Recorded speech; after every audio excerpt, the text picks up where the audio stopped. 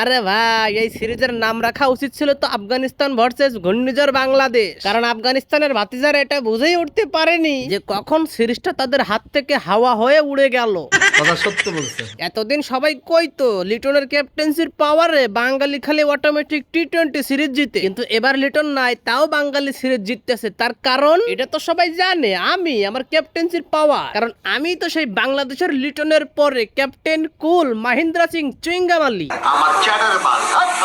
আরে বেটো, আমি রশিদ খান, আমার তো দিমাগ, আমার তো পাওয়ার। এরপরেও এই বাঙালির কাছে শালা হেরে গেলাম। শালার ঘরে শালারা এশিয়া কাপেও আমগা হারাইলো, সেই রাগের আগে তো সিরিজটা ফেলাইলাম। শালার তাতে তো কোনো লাভ হলো না, যে লাউ সেই কদু, আমরাই আবার সিরিজ হারছি।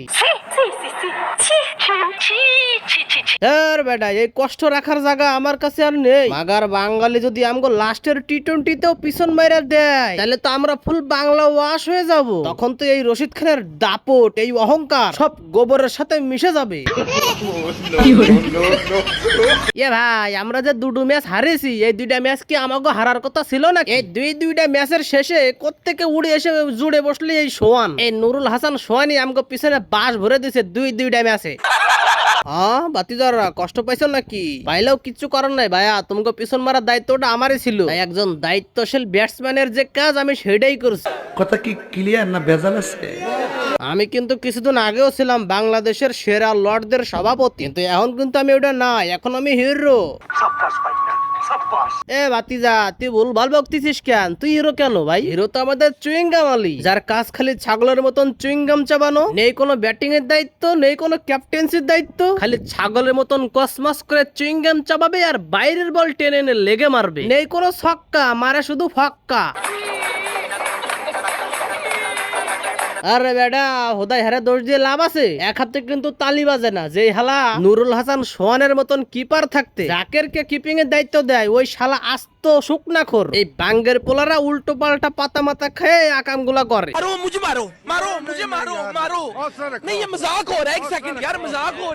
আর এই যে বাঙালির ভাতিজাররা, তোরা যে এতটা প্রতারক এটাকে জানতাম না। তোরা বেটা একবারও আমাদেরকে বলিস না যে এই শরীফুল একটা অলরাউন্ডার। হ্যাঁ, এই শরীফুল কামটা কি করলো দ্বিতীয় টি-20তে? ভাতিজা বোলিং তো করছে ফাটাফাটি, সাথে ব্যাটিং এও আমগো পিছন মেরে দিল। মানে পরীক্ষার আগে পড়ে আসলাম নুরুল হাসান সোহান, হাত শামিম, সাইফ হাসান, ওমা প্রশ্নে আইসে দেখি শরীফুল। ইয়া কিয়া বাত হে, এই বাঙালিরা আমাদের সাথে দুর্নীতি করতা হে। হ্যাঁ ভাতিজারা, আমি কি আর বাংলাদেশের A+ গ্রেডের প্লেয়ার টাস্কিন রে, যে ব্যাটসম্যান ছক্কা মারলো আর আমি টাস্কিনের মতন 40 পাটি দাঁত বের করে দিয়ে হি হি করে আসলাম? মাগার this is Shariful, under nineteen world cup জয়ী প্লেয়ার। ব্যাটসম্যান 6 মারলে মাথা গরম হয়ে যায়, আর ওই গরমে গরমে ব্যাটসম্যানদের নরম বানায় ফেলি। এদিকে একটা জিনিস ভালোই লাগে যে বাঙালি ইদানিং যে কটা সিরিজ খেলতেছে সব জিতে যেতেছে। প্রথমে শ্রীলঙ্কারে দিল, পাকিস্তান রে দিল, ইন্টারেস্টিং। কারণ আগে এই সমস্ত সিরিজে বাঙালিরা হারতো, আর হেরি একটা কথা কইতো যে আমরা অভিজ্ঞতা নিছি। কথা সত্য বলছে।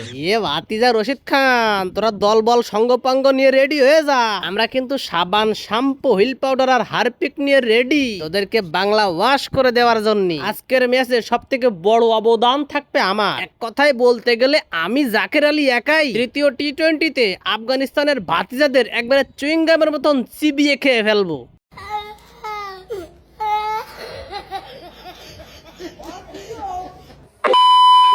সো গাইস, ভিডিওটি দেখে সামান্য পরিমাণ মজা পেয়ে থাকলে লাইক করে কমেন্ট করে দিও, আর পরবর্তীতে এরকম আরো মজার ফানি ডাবিং ভিডিও পেতে লাত্তি মারি ক্রিকেট লাভার্স 2.0 কে সাবস্ক্রাইব করে দিও। আজকের ভিডিওটি এই পর্যন্ত, দেখা হচ্ছে অন্য কোনো নতুন ভিডিওতে। আল্লাহ হাফেজ। সুটিয়ে লাল করে দেবো, নোংরামি বার করে দেবো।